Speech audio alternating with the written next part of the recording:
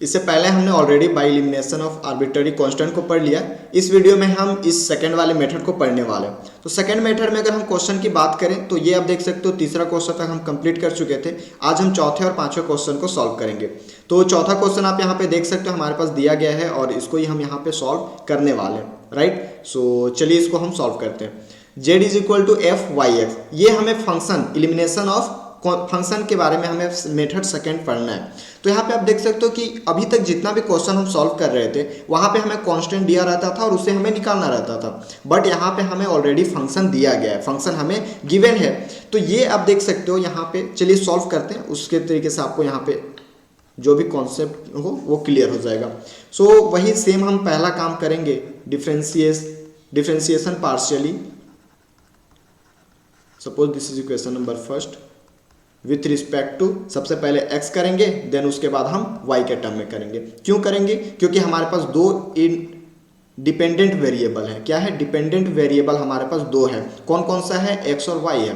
तो हम यहाँ पे जब x और y हमारे पास डिपेंडेंट वेरिएबल है तो हम x और y के टर्म में पार्शियली डिफ्रेंसिएशन करेंगे। तो जब हम del z upon del x निकालेंगे तो यहाँ पे आप देख सकते हो f dash y by x, और यहाँ पे अगर हम y बाई एक्स की बात करें तो y तो कांस्टेंट है, देन अगर 1 बाई एक्स का हम यहाँ पे निकालेंगे तो हमारे पास हो जाएगा minus Y by x square. Del z upon del x को हम क्या लिख सकते हैं? p लिख सकते हैं। तो ये हमारे पास हो जाएगा minus Y by x square F dash Y by X.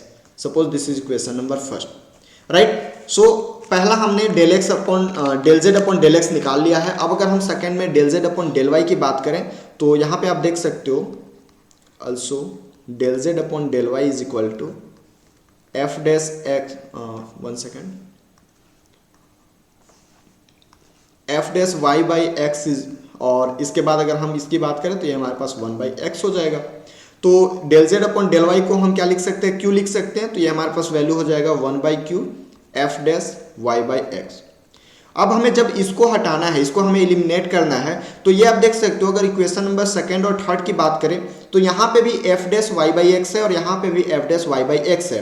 तो अगर हम इसको सेकंड को थर्ड से क्या करें? डिवाइड कर दें, तो ये आप देख सकते हो कि जब हम सेकंड को थर्ड से डिवाइड करेंगे तो ये हमारे पास आ जाएगा p by Q is equal to minus Y by x square F dash Y by X divided by 1 by X F dash Y by X. तो जब यहाँ से हमारे पास F dash Y by X cancel हो जाएगा तो ये हमारे पास आ जाएगा p by Q is equal to minus Y by, ये x से x एक कैंसिल हो जाएगा तो ये हमारे पास ये बचेगा। तो x p is equal to minus y q भी लिख सकते हैं। एंड यहाँ पे अगर हम इसकी बात करें तो ये आप देख सकते हो x p plus y q is equal to 0। अब आप यहाँ पे देख सकते हो जो हमारे पास फंक्शन गिवन था, ये वाला फंक्शन था, हमने इसको एलिमिनेट कर दिया है, मतलब यही हमारे पास रिक्वायर्ड सॉल्यूशन था। Which is the required solution, right. ये हमारा आंसर हो गया। तो भले ही मेथड फर्स्ट की बात करें या मेथड सेकंड की बात करें, दोनों मेथड बहुत ही इजी है। अगर आपने थोड़ा सा कॉन्सेप्ट अपना क्लियर कर रखा है तो ये दोनों मेथड को आप इजी वे में इसको समझ सकते हो, राइट। तो इस तरीके से ये जो चौथा क्वेश्चन था हमने ऑलरेडी कंप्लीट कर लिया है। अब हम चलते हैं पांचवें क्वेश्चन की ओर, जो कि हम मेथड 2 से ही इसको सॉल्व करेंगे, राइट। तो यहाँ पे आप देख सकते हो जब हमारे पास क्वेश्चन दिया गया है z is equal to f x plus I t plus g x minus I t. अब हमें इसको क्या करना है? एलिमिनेट करना है बाय फंक्शन वाले मेथड से, मतलब मेथड सेकंड से। तो पहला काम तो हम यही करेंगे, यहाँ पे सबसे पहले पार्शियली डेरिवेटिव्स निकालेंगे। पार्शियली डेरिवेटिव्स निकालने के लिए आप यहाँ पे देख सकते हो। सो चलिए स्टार्ट करते हैं। पार्शियली विथ रिस्पेक्ट टू, सबसे पहले हम x निकाल लेते हैं, फिर वहाँ पे हम t के रिस्पेक्ट में निकालेंगे। तो x के रिस्पेक्ट में पार्शियली डिफरेंशिएशन निकालना मतलब del z upon del x निकालना। तो del z upon del x निकालना मतलब सीधी सी बात है f dash x plus I T हो जाएगा, और यहाँ से जब हम x का करेंगे तो ये 1 हो जाएगा। देन यहाँ पे अगर हम देखें तो ये हमारे पास हो जाएगा जी डैश एक्स माइनस आई T, right. So del z upon del x को हम क्या लिख सकते हैं? डायरेक्ट हम p लिख सकते हैं। तो ये हमारे पास p का वैल्यू हो गया। तो जब हमारे पास p का वैल्यू इस तरीके से हो गया, और आप यहाँ पे देख सकते हो कि p का वैल्यू तो हमने निकाल लिया है, राइट। जब हमने p का वैल्यू निकाल लिया है तो एक चीज़ यहाँ पे आप देखोगे कि अभी आपको यहाँ पे समझ में नहीं आएगा लेकिन जब टी के टर्म में हम निकालेंगे, राइट, जब हम टी के टर्म में निकालेंगे तो ये जो वैल्यू है ना, ये हमारे पास निगेटिव हो जाएगा। तो जब ये हमारे पास निगेटिव हो जाएगा तो इसको हम हटाने के लिए क्यों ना अभी हम del two Z by del x square कर ले। मतलब अगर this is equation number first, तो हम पहले अभी फर्स्ट पार्शियली डिफरेंशियल निकाले हैं, क्यों ना हम सेकेंड कर लें। तो अगेन अगर हम अगेन इसको क्या करें, again differentiate partially with respect to X ही करेंगे, विथ रिस्पेक्ट टू एक्स में ही अगर हम इसको निकालते हैं तो ये क्या हो जाएगा, del two Z upon del x square, del two Z upon del x square. तो ये हमारे पास वैल्यू हो जाएगा f double dash x plus आई टी। अभी आपको थोड़ा सा कंफ्यूजन हो रहा होगा कि ये हमने क्यों किया है, बट अभी जब हम t के टर्म में, अभी हमारे पास दो यहाँ पे कांस्टेंट है x और t, तो अभी जब हम x के टर्म में कर रहे हैं तो आपको कंफ्यूजन होगा, बट जैसे ही हमने t के टर्म में करना है, t के टर्म में करने के बाद आपको पूरा कंफ्यूजन दूर हो जाएगा कि हम इसको क्यों यहाँ डबल ऑर्डर में, सेकेंड ऑर्डर में इसको हम पार्शियली डिफ्रेंशिएट किए हैं। तो ये आप देख सकते हो, ये हमारे पास हो जाएगा। एंड सेकेंड की बात करें तो G double dash X minus I T हो जाएगा। This is equation number second. अब यहाँ पे हम अपना स्टार्ट करते हैं t के लिए। So differentiation partially with respect to t, राइट। t के टर्म में अगर हम करेंगे तो ये हमारे पास हो जाएगा del z upon del t. अब यहाँ से ध्यान से देखना, f dash x plus I T हो जाएगा। एंड जब हम इसको करेंगे तो ये हमारे पास आई वैल्यू हो जाएगा। देन अगर इसको करें जी डैश एक्स माइनस आई टी, देन ये हमारे पास माइनस आई हो जाएगा। तो अब आपको पता चला कि हम आप आगे क्यों इसको किए थे, क्योंकि हम इसको आगे सॉल्व नहीं कर सकते, क्योंकि यहाँ पे माइनस आ गया है और यहाँ पे हमारे पास प्लस में आ रहा था। तो इसको हटाने के लिए हमने ये चीज़ किया कि double d two Z by d t square भी इसको निकाल लेंगे। तो ये अब आप देखोगे तो ये हमारे पास हो जाएगा एफ डैश एक्स प्लस आई टी, और ये फिर से हम करेंगे तो ये हमारे पास हो जाएगा आई का स्क्वायर। देन यहाँ पे अगर हम बात करें तो ये भी हमारे पास हो जाएगा जी डैश एक्स माइनस आई टी, और ये हमारे पास माइनस आई तो है और यहाँ पे भी माइनस आई हो जाएगा। अब आपने देखा है कि हमारे पास माइनस माइनस ऑलरेडी प्लस हो गया है, तो यहाँ से ऑलरेडी तो प्लस ही रहेगा ना। तो कहने का मतलब ये है कि इसको हम कैसे भी लिख सकते हैं। अगर इसको हम बात करें तो del two Z upon del T square को हम इस तरीके से भी लिख सकते हैं। कैसे लिखेंगे, तो आई स्क्वायर को चलिए बाहर हम कर लेते हैं, दोनों से कॉमन कर लेते हैं, तो ये हमारे पास हो जाएगा I square then F dash x plus I T, F dash x plus I T. And उसकी बात करें तो ये हमारे पास हो जाएगा G dash X minus I T. Suppose this is equation number third. अब आप देख सकते हो, अगर इक्वेशन नंबर थर्ड और इक्वेशन नंबर सेकेंड की बात करें तो ये वैल्यू जो है और ये वैल्यू की अगर हम बात करें तो दोनों इक्वल है। ये चीज आप ध्यान से देखो। तो अगर लेफ्ट साइड का वैल्यू अगर इक्वल अगर हम देख लेते हैं तो राइट साइड का जब इक्वल है तो लेफ्ट साइड वाले को भी तो हम बोल सकते हैं ना कि जो हमारे पास del two Z upon del x square है, ये हमारे पास क्या हो जाएगा, अगर यहाँ पे हम बात करें I square del two Z upon del T square. क्योंकि यहाँ पे इतना का वैल्यू हमारे पास क्या था, इसके जगह पे हम लिख सकते हैं del two Z upon del x square, right, del two Z upon del x square. तो ये वैल्यू हमारे पास हो जाएगा, इधर टी रहेगा और ये हमारे पास एक्स हो जाएगा, राइट। तो यही तो हमारे पास आप देख सकते हो जो गिवन फंक्शन था, ये जो हमारे पास गिवन फंक्शन था ये हमारे पास हट गया, मतलब कि यही हमारे पास रिक्वायर्ड सॉल्यूशन है और ये हमारा आंसर हो गया। तो इस तरीके से बस जो भी आपको, अगर फर्स्ट मेथड की बात करें तो कांस्टेंट को हटा देना है, अगर सेकंड मेथड की बात करें तो जो भी आपके पास फंक्शन गिवन है उसको हमें यहाँ से हटा देना है, और ये जो हमारे पास आंसर आता है वही बस इजी है, बस आपको पार्शियली डेरिवेटिव्स निकालने आना चाहिए। अगर ये चीज़ आपको आता है तो ये क्वेश्चन जो है बहुत ही ईजी वे में आप सॉल्व कर सकते हो। तो ये दो क्वेश्चन हमने ऑलरेडी यहाँ पे पढ़ा है। चलिए एक और क्वेश्चन हम यहाँ पे कंप्लीट कर लेते हैं। सो यहाँ पे अगर हम बात करें, जो क्वेश्चन मैंने आपको यहाँ पे दिखाया था, सो चौथा क्वेश्चन देख लिए हमने, पांचवें क्वेश्चन को भी बना लिया। सो छठवें क्वेश्चन की हम अगर बात करें, चलिए छठवें क्वेश्चन की ओर हम चलते हैं। तो छठवां क्वेश्चन ये हमारे पास है, छठवें क्वेश्चन ये हमारे पास सातवां क्वेश्चन है, दोनों को हम जल्दी से सॉल्व कर लेते हैं। तो यहाँ पे अगर हम छठवें क्वेश्चन की बात करें, ये है और सातवां ये है, तो ये छठवां क्वेश्चन ले लेते हैं। Given z is equal to y square plus 2f 1/x plus log y। अब आप यहाँ पे देख सकते हो जो भी हमारे पास फंक्शन है उसको हमें यहाँ से रिमूव करना है और इसका जो रिक्वायर्ड सॉल्यूशन होगा वो हमें यहाँ पे लाना है।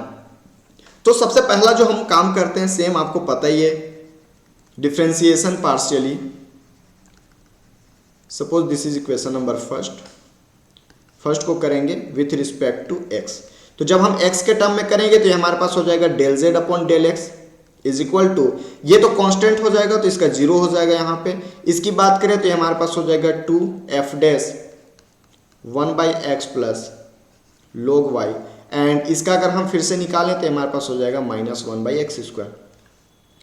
ये जो del Z upon del x है इसको हम क्या p लिख सकते हैं, तो जब ये p लिखाएगा तो ये हमारे पास हो जाएगा x square p is equal to -2f dash 1/x plus log y, right. Suppose this is equation number second. अब अगर हम इसको पार्शियली डेरिवेटिव्स निकालें विथ रिस्पेक्ट टू y, अगर हम y के टर्म में निकालें तो ये हमारे पास क्या हो जाएगा, चलिए उसको देख लेते हैं। Again differentiation partially with respect to y, तो y मतलब del Z upon del y, तो इसको हम क्या q भी लिख सकते हैं, जी हाँ लिख सकते हैं। तो जब हम इसको z के y के टर्म में करेंगे तो ये हमारे पास क्या हो जाएगा 2y हो जाएगा। सो ये 2y हो गया। देन इसकी अगर हम बात करें तो ये 2 plus 2f dash 1/x plus log y, और यहाँ से log y को करेंगे तो ये हमारे पास हो जाएगा 1/y। इसको हम इस तरीके से भी लिख सकते हैं yq is equal to 2y square plus 2f dash 1/x plus log y, right. Suppose this is equation number third. अब आप यहाँ पे देख सकते हो कि अगर हम सेकेंड और थर्ड की बात करें, अगर आप सेकेंड और थर्ड को देखें, थोड़ा सा ध्यान से देखना सेकेंड और थर्ड को, तो ये आप देख सकते हो 2f dash 1/x plus log y, और यहाँ थर्ड में बात करें तो 2f dash 1/x plus log y। मतलब इतने के जगह पे अगर हम यहाँ से वैल्यू देखें तो इतने के जगह पे क्या हम इसको -x स्क्वायर p लिख सकते हैं। अगर इस माइनस को हम लेफ्ट साइड भेज दें तो ये क्या हम -x स्क्वायर p लिख सकते हैं। तो ये वैल्यू यहाँ से हम थर्ड में अगर लिख देते हैं तो ये हमारे पास हो जाएगा yq is equal to 2y square minus x square p। अब इसको अगर हम देखें तो ये हमारे पास हो जाएगा x square p plus qy is equal to 2y square. जो गिवन फंक्शन था वो हम यहाँ से हटा दिए तो ये हमारे पास हो गया विच इज रिक्वायर्ड सॉल्यूशन, ये हमारा आंसर आ गया। तो इस तरीके से आपको सॉल्व करना है, बस पार्शियली डिफरेंशिएशन करते जाना है और जो हमारे पास गिवन फंक्शन है उसे हटा देना है या फिर जो गिवन कांस्टेंट है उसे हमें यहाँ से हटा देना है। चलिए एक लास्ट क्वेश्चन कर लेते हैं ताकि आपका जो भी कॉन्सेप्ट यहाँ पे और भी कुछ बचा हो तो वो यहाँ पे क्लियर हो जाए। तो ये 7वां क्वेश्चन आप देख सकते हो, आई थिंक मैंने 6वां का सेकंड लिख दिया था, बट अब जो भी क्वेश्चन से हमें मतलब है, हमें नंबरिंग से कोई मतलब नहीं होना चाहिए। तो ये आप देख सकते हो z is equal to x square F Y plus Y square G X. 7वें नंबर का क्वेश्चन क्या है, z is equal to x square F of Y plus Y square G X. Suppose this is equation number first. So पहला काम हमारा पास क्या होता है, differentiation partially first with respect to x। सबसे पहले हम x के टर्म में, x के रिस्पेक्ट में पार्शियली डेरिवेटिव्स निकालेंगे, डिफरेंशिएशन निकालेंगे। तो ये हमारे पास हो जाएगा del z upon del x।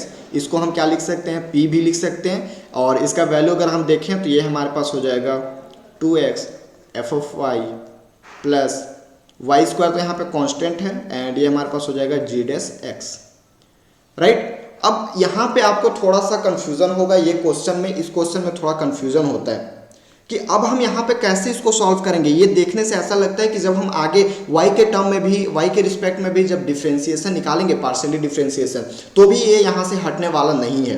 तो एक मेथड हमारे पास होता है मल्टीप्लीकेशन मेथड, उसमें हम या तो x y z x square y square z square, या फिर हम 1/x 1/y 1/z, ये चीज़ मैं अभी आपको बताऊंगा क्या होता है। तो इसका हम यहाँ पे मल्टीप्लाई करके ये चीज़ हम यहाँ पे इसको कुछ सिंप्लीफाई करने की कोशिश करते हैं।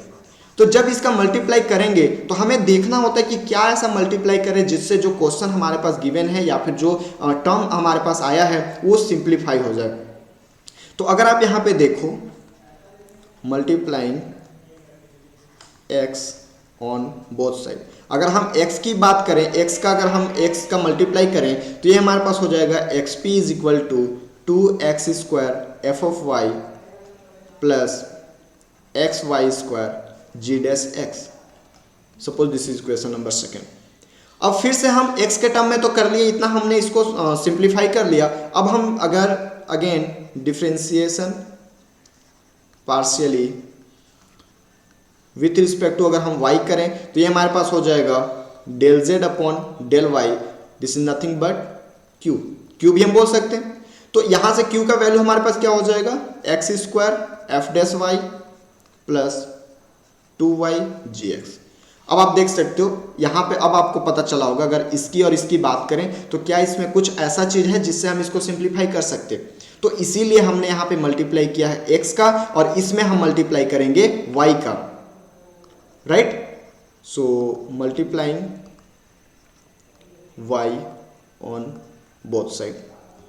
सो यहाँ से आप देख सकते हो क्या वैल्यू हो जाएगा y q is equal to x square y f dash y plus 2xy, sorry 2y square हो गया यहाँ पे,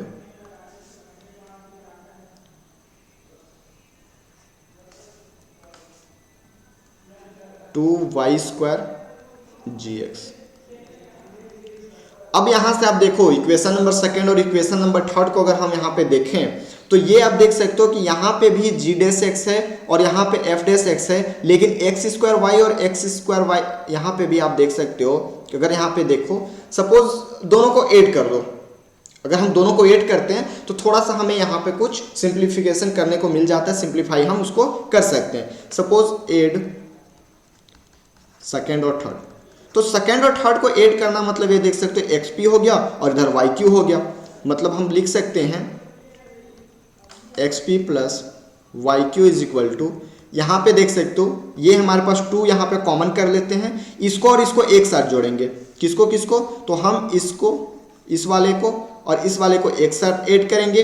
एंड इसमें अगर हम बात करें तो हम इस वाले को और इस वाले को एक साथ ऐड करेंगे, राइट। तो यहाँ पे आप देख सकते हो दोनों में 2 है तो 2 हम यहाँ से कॉमन कर लेंगे, तो ये हमारे पास हो जाएगा, अगर हम यहाँ पे देखें तो ये हमारे पास हो जाएगा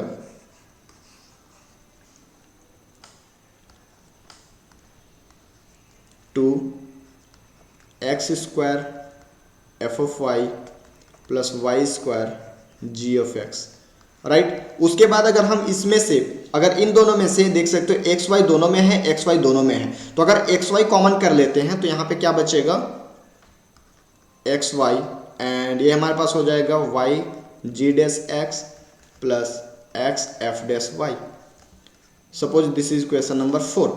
अब यहाँ पे देख सकते हो कि अगर हम फर्स्ट को जो हमारे पास इक्वेशन नंबर फर्स्ट है, राइट, अगर हम इक्वेशन नंबर फर्स्ट को ये जो इक्वेशन हमारे पास दिया गया है इस इक्वेशन को फिर से अगर हम पार्शियली डेरिवेटिव्स निकालते हैं, मतलब कहने का ये है कि अगर यहाँ पे हम बात करें सपोज इस वाले की अगर हम बात करें तो यहाँ पे आप देख सकते हो इसको सपोज ए आप दे दो, इसका अगर हम निकालें फिर से del Z upon del x है, del Z upon del x है, बट वाई के टर्म में यहाँ पे अगर हम फिर से निकालें, वाई के रिस्पेक्ट में अगर फिर से निकालें तो ये क्या हो जाएगा हमारे पास del two Z upon del Y del X हो जाएगा।